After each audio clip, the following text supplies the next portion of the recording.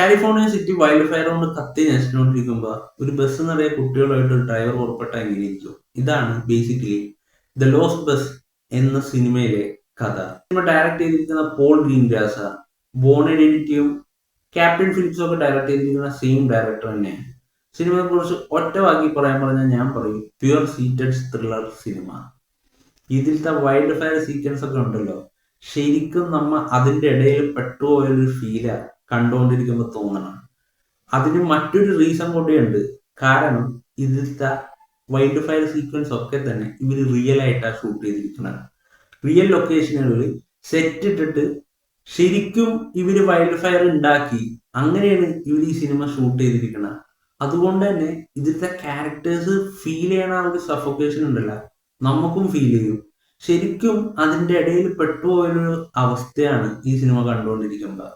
സത്യം പറയല്ല, തിയേറ്ററിൽ എക്സ്പീരിയൻസ് ചെയ്യേണ്ട അങ്ങനെ ഒരു കിടിലൻ സാധനം വരുന്നത്. ബട്ട് അറിയില്ല, കേരളത്തിലൊന്നും റിലീസായിട്ടുണ്ടായില്ല ഈ സിനിമ. ഈ സിനിമയെ കുറിച്ച് അറിയണ തന്നെ ആപ്പിൾ TV+ലൂടെ OTT റിലീസായപ്പോഴാണ്. കിടിലൻ സാധനം. സിനിമ കണ്ടുകൊണ്ടിരിക്കുമ്പോ വല്ലാത്തൊരു തരം ആകാംക്ഷയാ, അടുത്തത് എന്ത് നടക്കും എന്നുള്ള.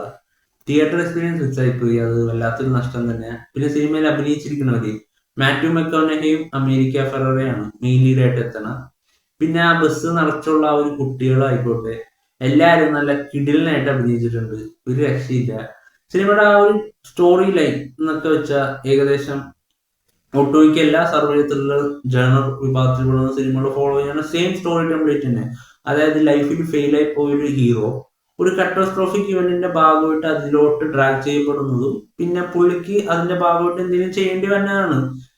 ഇത് ഏകദേശം ഒട്ടുമിക്ക എല്ലാ സർവേ ത്രില്ലർ സിനിമകളിലെ സെയിം സ്റ്റോറി ടെംപ്ലേറ്റാ. ബട്ട് അതൊന്നും ഒരു വിഷയമല്ല ഈ സിനിമയിൽ. കാരണം ഇതിന്റെ മേക്കിംഗ് എന്ന് വെച്ചാൽ അന്യായ മേക്കിംഗ്, നല്ല കിടിലൻ മേക്കിംഗ്.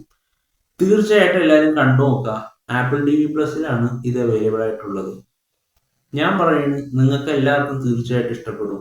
ത്രില്ലർ സിനിമകൾ ഇഷ്ടപ്പെടുന്ന, ഇനി ത്രില്ലർ സിനിമ ഇഷ്ടപ്പെടാത്തവരായിക്കോട്ടെ, എല്ലാവർക്കും നന്നായിട്ട് വർക്കാവും ഈ പടം. കണ്ടു നോക്കാം. കണ്ടു നോക്കിക്കഴിയുമ്പോൾ നിങ്ങൾ തന്നെ പറയും തിയേറ്റർ എക്സ്പീരിയൻസ് മിസ്സായി പോയല്ലോ ഈ സിനിമയുടെ എന്ന്. കണ്ടതിന് ശേഷം അഭിപ്രായം കമന്റ് ബോക്സിൽ രേഖപ്പെടുത്തുക.